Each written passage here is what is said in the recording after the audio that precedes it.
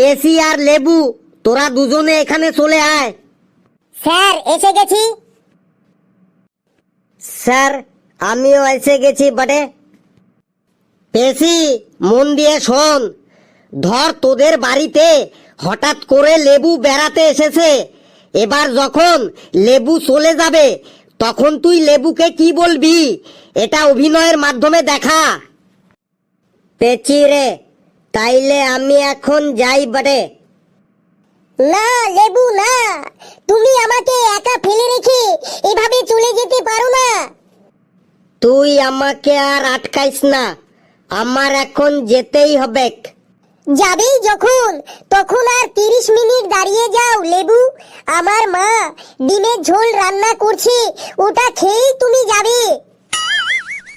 30 minute কেন, আর 30 সেকেন্ডও আমি দাঁড়াইব নাই। তাহলে অন্তত একটা ডিম ভাজা খেয়ে যাও লেবু।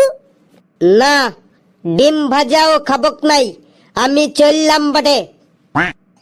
চলেই যখন যাবে তাহলে এলে কেন লেবু? আমি তোদের বাড়িটোতে থাকবার জন্য আসি নাই, আর খাইবার জন্য আসি নাই।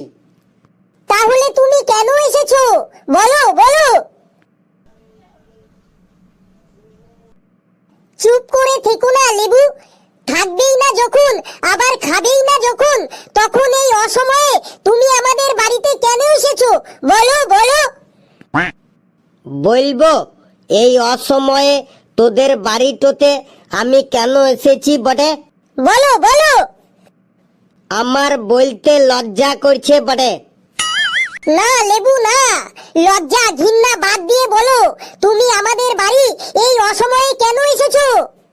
বলছি তাহলে, আসলে তোদের বাড়িটোর সামনে দিয়ে যাচ্ছিলাম, তখন আমার খুব জোরে হাগা পেঙ্গেছিল, তাই তোদের বাড়িটোতে আমি হাঁকতে এসেছিলাম।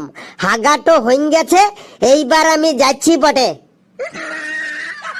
না লেবু না, তুমি যেও না লেবু। কানের গোড়ায় বেশি পকর পকর করিস না তো, আমি যাচ্ছি বটে। আবার যদি কখনো হাগা লাগে তখন আবার আসবক। যেও না, দাঁড়াও লেবু, যেও না, দাঁড়াও লেবু। তুমি যদি চলে যাবে, ডিম ভাত খেয়ে খাবে, অন্তত